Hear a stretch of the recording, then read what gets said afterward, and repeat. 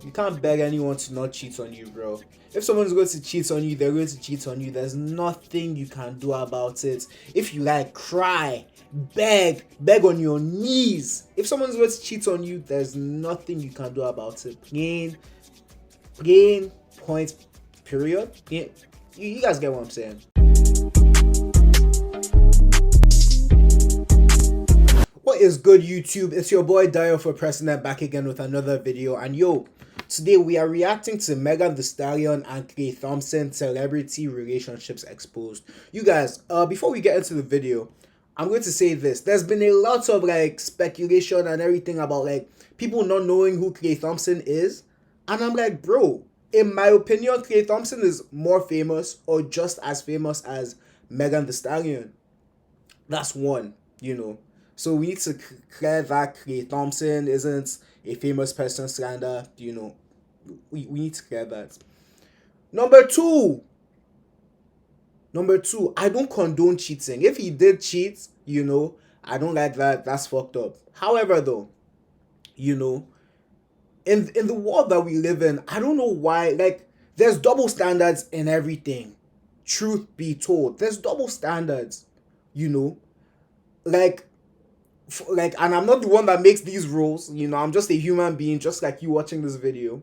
But then, you know, when women sleep with a lot of men care about that. And that's and for some reason, women only care about, you know, most women only care about how much money a man is making. That is the double standard that we live in. That's just how it is.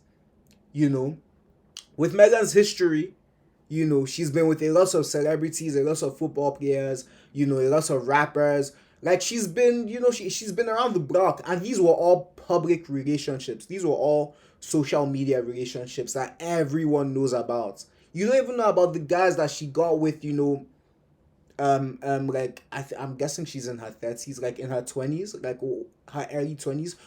You don't know. You know?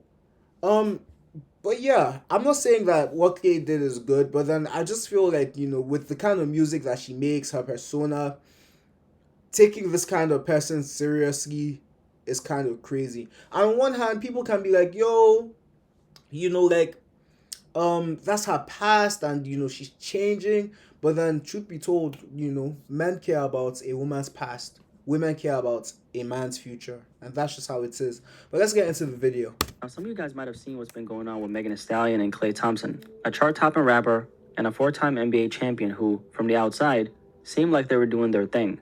And now, all of a sudden, it's unraveling in public. At first glance, this looks like just another celebrity situation. But the way this played out, and more importantly, the way people are reacting to it, is what actually caught my attention. Yesterday, Meagan Thee Stallion posted on an Instagram story, basically confirming that they're done, calling it quits, and speaking on things like cheating, feeling played, and even questioning whether he could be monogamous. And she even said something along the lines of, you have me around your whole family, playing house, and now you don't know if you can be monogamous? So clearly this wasn't just some casual situation, at least from her perspective. I'm not gonna sit here and act like I was following this relationship like that. I wasn't at all. This is one of those things that just popped up on my timeline. Yeah, neither was I. I wasn't really following the whole entire relationship. Like, I just knew that they were together, you know, and it's like, oh, cool, Klay Thompson is with Meagan Thee Stallion. However, though, when I saw that, at the back of my mind, I was like, there's no way this relationship is going to last long, you know.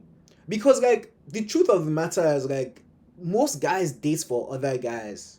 You know, we date for the novelty of, oh, I got this girl, you know. That's a lot of guys. Not me, though, but that's a lot of guys, you know.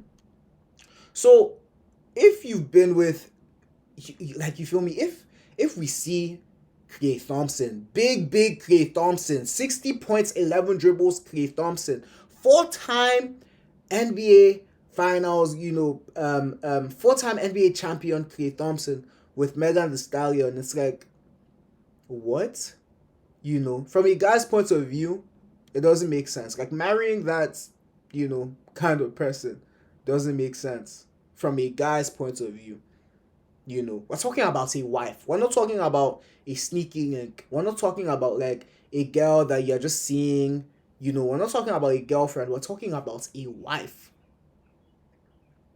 I married Meagan. Like, what? But it made me realize something about how we look at relationships today. Now, for those who don't really follow this kind of stuff, understandable. Megan and Klay had actually been together for a while, close to a year, and from the outside, it looked real serious. Public appearances, social media posts, showing each other off, even talking about being generally happy in the relationship, which is exactly why something like this ends up hitting the internet the way it does. Because one thing that might surprise a lot of people is that even in 2026, people still look at celebrity relationships as a reference point for their own lives. Right. I don't know why, but we look at celebrities and it's like, yeah, this is how your relationship is meant to be, blah blah blah. But no, truth be told, no, that's not really how it's meant to be, yo. That's not necessarily how it's meant to be. I think everyone should just focus on their own relationships. Focus on your relationship. Don't look at other people. Other people are doing their own thing, living their own lives. We are all human beings just like everybody else. And that's always been very strange to me, especially when we all know social media is basically a highlight reel, a curated version of real life, but that's still how people engage with it. And Megan Thee Stallion and Klay Thompson were no different. Now, with this situation specifically, a lot of the reaction you're seeing is coming from people who are actually following the relationship closely. People who saw the posts, the moments, and built a perception off of that. Some of them you might have probably seen as well. A clip of them together, her cooking for him, spending time with his family, even things like him naming a boat after her. How romantic. And on the surface, that looks like something real, but this is where it gets interesting because a lot of those moments that people are reacting to right now were never obviously the full picture. That was just what they were choosing to show. And I think a lot of people understand that on a surface level, but don't actually apply it in real time and don't digest it in that way. That's where the disconnect comes in. Because once something is public like that, it stops being just a relationship. It starts becoming something people consume, react to, and even project onto. And this is kind of when we get into the PR side of things. Because from the outside, you're not I was seeing a bunch of women saying, "What? He cheated on Megan the Stallion, but she's so fine. She looks so good. She's this, she's that." And in my mind, I'm like, that's not a lie. Don't get it twisted. But the older you get, the more you start to realize that you're being fine. Like it doesn't really mean anything. Like there's so many beautiful women out there. You know, there's so many beautiful, and it's Klay Thompson. Like, it makes me realize that like when you reach a certain level of success, you know, as a guy, you can be with almost any woman you want. Does this mean that women are going to reject Klay Thompson? No. Women are not going to reject Klay Thompson because of this situation, and that's the truth. Beautiful women are going to reject him. And same with Meg. A lot of men are going to reject her. You reach a certain pinnacle of success where like, I'm not going to say anything can fly, but then things can fly. Actually seeing the relationship, you're seeing what's being shown to you. And that doesn't necessarily mean the whole situation is fake. It's just selective.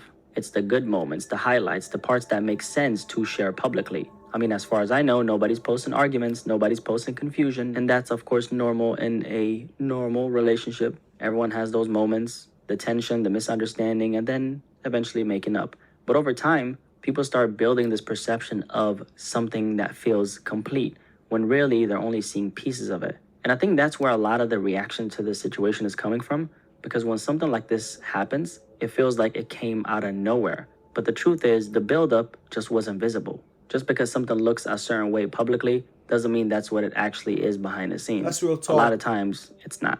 But we still react to it like we have the full story. We comment on it, we form opinions, sometimes even take sides, all based on something we only saw pieces of. And here's the thing about these situations, right? A lot of people don't just watch. They attach themselves to the fairy tale, the edited, the handpicked version of what's being shown. And we've seen this before. You'll have these couples online posting together, laughing, making content, looking perfect from the outside, and then later on you find out that things were completely different behind the scenes. So when the result of all that comes out, it feels shocking to the public.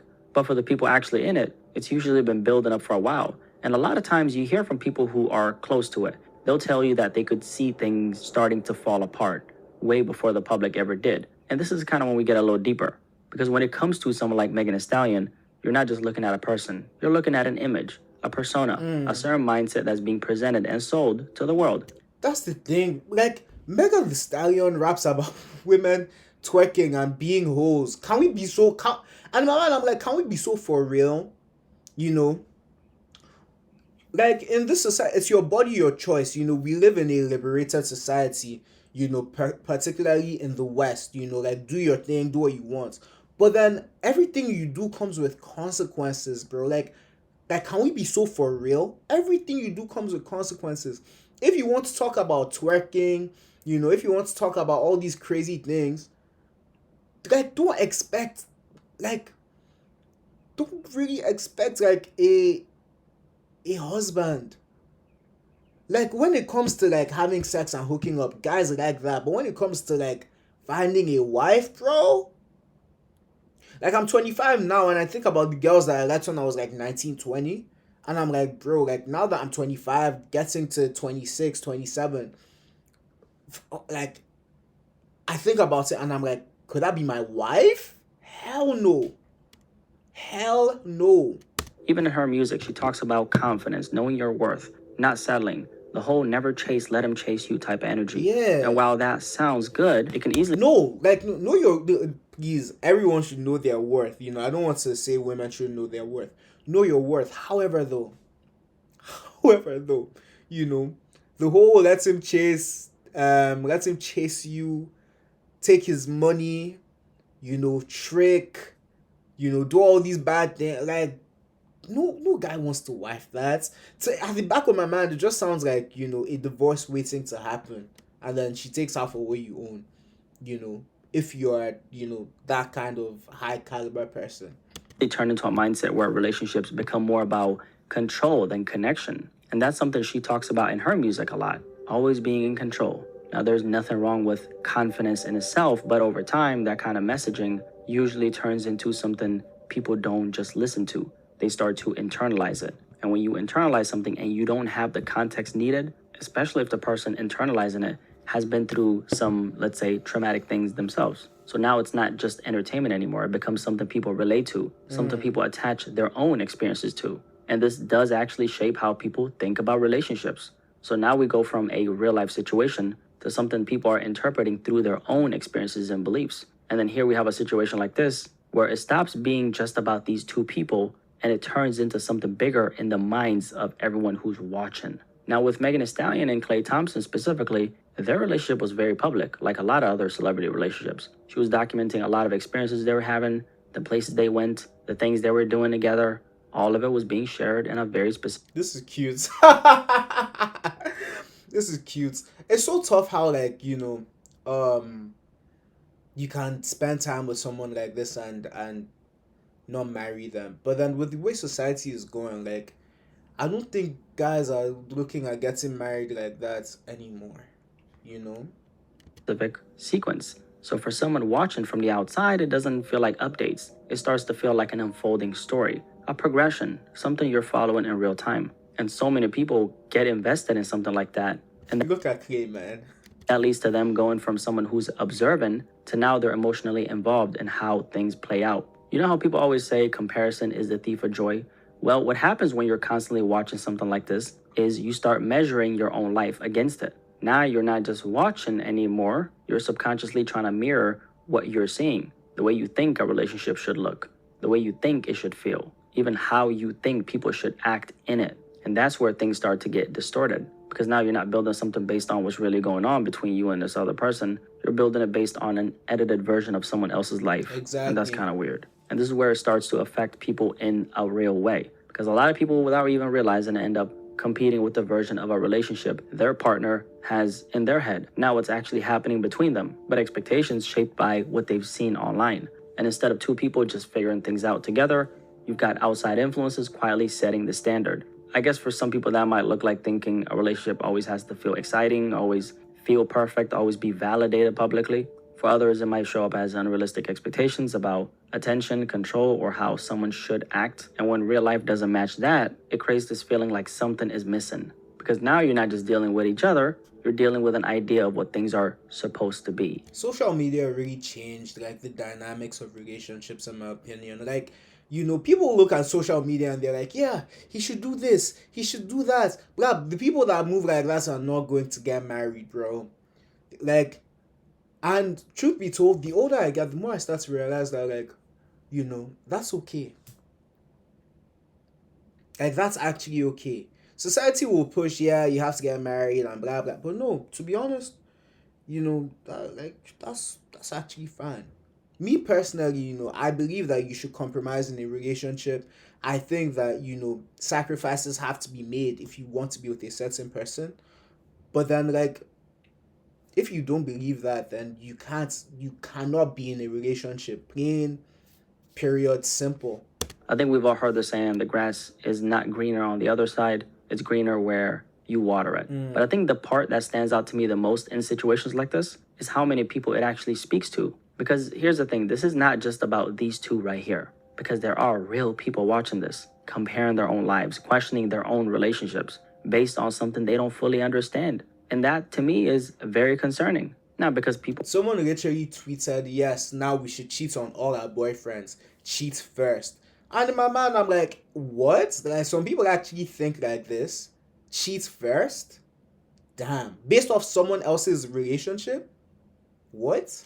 are interested in it, but because some people are generally modeling their expectations, their mindset, even their behavior off of people they don't even actually know. And it just makes you think, if that's how we're forming our views on relationships, what does that actually lead to long term? Because at the end of the day, no matter how successful someone is, no matter how good something looks from the outside, you still don't know what it actually feels like behind the scenes. And I think another layer to this is the reality of the kind of world these people are operating in. Because when you're dealing with people at this level, high visibility, constant attention, unlimited options, it's a very different environment than what most people are used to. And I don't think people always factor that in when they're watching these relationships. Because from the outside, it looks normal. But what that lifestyle is actually like is a completely different story. And that doesn't excuse anything, but it does explain why things don't always play out the way people expect them to. And one reaction you see in situations like this is people trying to make sense of it on a surface level. You're even seeing a lot of women ask things like, how could this happen? How could he cheat on someone like Meagan Thee Stallion? Now, that's based on the idea that how someone looks or how good something seems on the outside should determine how someone gets treated. But that's not how it actually plays out, because things like infidelity don't come down to appearances. They come down to the person making that decision, their values, their discipline or lack of, who they are when nobody's watching, not the person on the receiving end of it. And I think that's another disconnect. People try to explain something complex using surface level logic, because the truth is, if someone is going to cheat, that decision was already in them to make. It's Real. not something you can control. You can't beg anyone to not cheat on you, bro. If someone's going to cheat on you, they're going to cheat on you. There's nothing you can do about it. If you like, cry, beg on your knees. If someone's going to cheat on you, there's nothing you can do about it. Plain point, period. You guys get what I'm saying. Or prevent by being better in some way, especially just by looking better. And that's the thing in situations like this, you don't actually know what the fuck is going on behind the scenes. You don't know what someone is dealing with or who they are when the world is not watching. Let's just put it like this. You don't really know what these people are on behind closed doors. And that's exactly why trying to piece together a full story based on what you see online will almost always lead you to the wrong conclusion. Overall, I think situations like this expose something bigger, because at the end of the day, I don't really know the details of their personal relationship, nor do I actually care. That's not what this video was. Yeah, and I'm going to end the video right here, you guys. Like, at the end of the day, even I am just a random person reacting to this video just to get views, bro. Like, I don't care. I don't base my own relationships or friendships based off the internet. Like, I have a life outside of YouTube. Like, yeah. But anyways, you guys, if you enjoyed the video, please like, comment, and subscribe. Coming through.